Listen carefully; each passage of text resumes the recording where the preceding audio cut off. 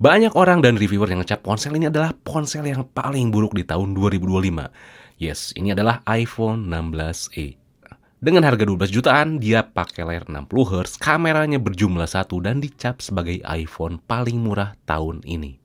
Kalau kamu tuh lihat harga dan speknya emang gak layak banget sih buat dibeli. Tapi emangnya apakah seburuk itu gitu? Apakah mending lebih baik loncat aja ke iPhone 16 ataukah beli iPhone 15 yang udah lebih murah? Atau pilih yang lain aja karena harga 12 jutaan tuh banyak banget pilihan yang menarik. Vivo X200, Samsung S25, pokoknya banyak gitu. Dan sebenarnya buat siapa sih iPhone 16e ini?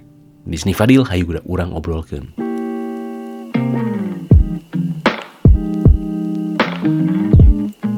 Jujur sebenarnya buat iPhone murah saya masih ngarep pakai layar IPS sih, entah kayak iPhone XR atau iPhone 11. Terus masih ya berbalut dengan si Apple Bionic A18-nya dan pakai USB-C, pasti harganya itu di bawah 10 juta. Tapi ya karena di pasaran tuh sekarang ponsel banyak yang minta OLED, ya mau gak mau ya pakai layar OLED. Dan kalau misalkan kamu tuh pengen ngicip sebuah layar iPhone yang punya poni kayak gini, body yang khas iPhone atau Apple banget, beli iPhone 13 tuh udah cukup kok. Maka dari itu, alasan pertama buat enggak beli iPhone 16e adalah masalah layar dan bodinya. Buat saya loh nih ya, tiap orang kan pasti beda. Buat icip layar ponsel dengan refresh rate 60Hz di tahun 2025 tuh sebenarnya nggak keberatan, fine-fine aja. Toh masih ada aplikasi yang dipakai keseharian tuh cuman support 60Hz doang.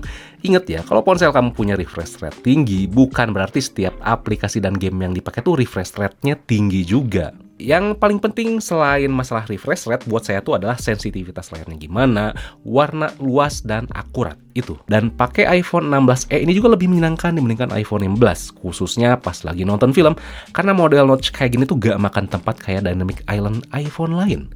Dulu saya pakai lama iPhone 15 dan terkadang memang kangen Dynamic Island buat muter musik, lihat alarm, dan kegiatan lainnya. Tapi dengan penyesuaian ulang sih gak jadi masalah besar. Yang agak berbeda dibandingkan iPhone lainnya adalah bentuk fisiknya. Yes, ini adalah serba flat dan kotak banget. Kayak iPhone 4 sih malah. Jadi gripnya kerasa lebih besar dibandingkan iPhone 15 yang bagian tepinya tuh melengkung.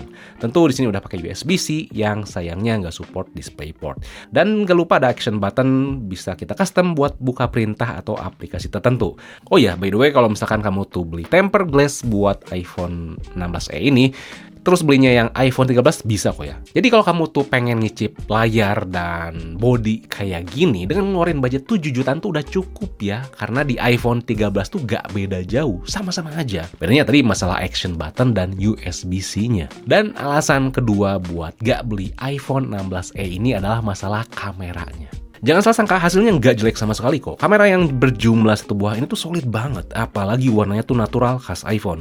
Detailnya baik, mode malamnya oke, dynamic range-nya juga ngigit. Pokoknya udah kelas flagship lah. Dengan cuma 1 lensa pun, kita gak perlu bingung gitu mau ambil lensa yang mana. Kan biasanya bingung nih, mau lensa tele atau ultrawide. Jadi pakai iPhone 16e ini tuh tinggal sat aja. Tinggal nyesuaiin maju mundur aja, biar angle dan jarak tuh sesuai.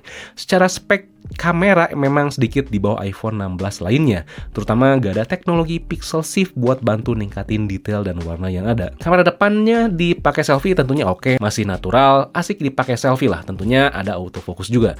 Hanya saja videonya sesekali kerasa ada jitter atau goyang-goyang gitu. Memang seringnya mulus, tapi terkadang kelihatan ada jitter. Saya rasa perlu perbaikan di update software mendatang sih.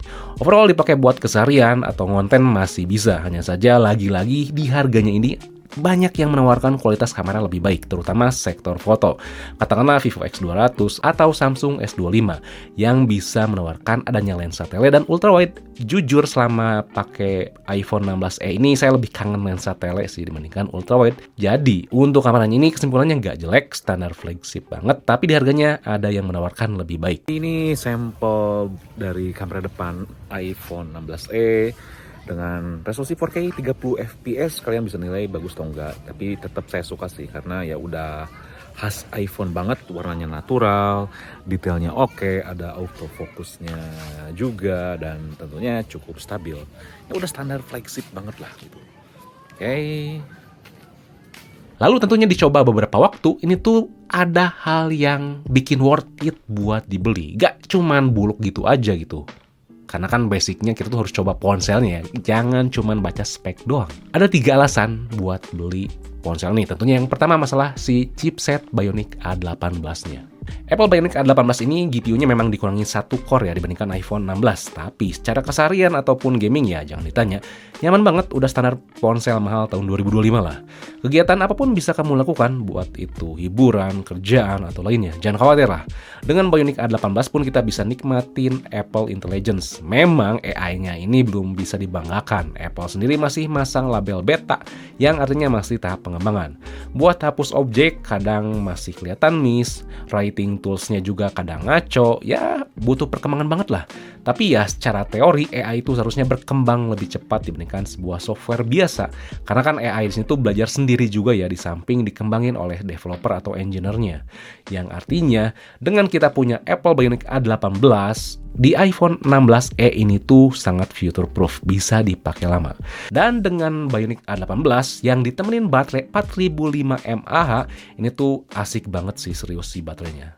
Ini adalah iPhone terkompact awet yang pernah saya coba. Baterainya tuh bener-bener oke sih. Kalau merujuk ke situs Apple, awetnya ini sama kayak iPhone 15 Plus. Tapi tentunya dengan performa yang lebih baik. Selama pakai iPhone 16e ini bener asik sih baterainya. Dengan performa yang kencang, nggak bikin saya tuh harus rajin-rajin nyari colokan. Dengan pemakaian cukup intens tanpa main game, full mobile data. Dan sesekali saya pergi ke tempat yang ada jaringan 5G dengan konsumsi baterai 90% bisa ngasih screen on time yang benar-benar solid. Jadi secara teori, baterai 4005 mAh yang kelihatan kecil ini bisa dieksekusi oleh Apple dengan baik. Dengan catatannya, mengorbankan MagSafe, tapi saya agak keberatan sih. Toh jarang pakai. Kalaupun butuh banget ya tinggal beli casing yang ada magnetnya aja, beres sih masalahnya. Dan terakhir yang mungkin orang sepelekan adalah masalah Apple modem C1-nya. Ini adalah iPhone pertama dengan modem buatan sendiri, biasanya kan dari Qualcomm ya. Di sini saya bisa dapetin kualitas sinyal yang sangat baik, stabil. Sayangnya saya nggak lagi pegang iPhone 16 seri lain sih, tapi kalau merujuk GSM Arena atau beberapa reviewer orang lain, modemnya ini sangat powerful. Kalau kondisi optimal, memang speednya agak kalah ya, dibandingkan iPhone 16 Pro yang pakai modem Qualcomm. Tapi di kondisi kritis, susah sinyal, iPhone 16e dengan modem C1 ini bisa lebih baik dibandingkan iPhone 16. Kamu bisa cek lah ya, di kolom di deskripsi saya udah taruh ya review orang lain yang ngebandingin iPhone 16e ini dengan iPhone 16 lain yang sinyalnya tuh baik banget.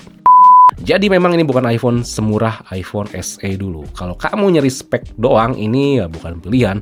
Kalau kamu cari iPhone dan nggak peduli masalah AI, iPhone 15 tuh lebih layak dibeli. Layarnya lebih cerah, dan ada ultrawide-nya juga gitu. Tapi iPhone 16 ini hadir buat kamu yang butuh banget teknologi Apple terbaru lewat Bionic A18-nya yang bisa memberikan fitur dan AI terkini dan nggak modal kenceng doang karena bisa nemenin kamu dengan baterai dan kualitas sinyal yang baik. Dan kalau misalkan kamu tuh pengen iPhone 16 series gitu, pengen update banget, terus budget tuh gak kuat buat beli varian Pro-nya, saya tetap nganjurin beli iPhone 16e ini dibandingkan 16 yang reguler.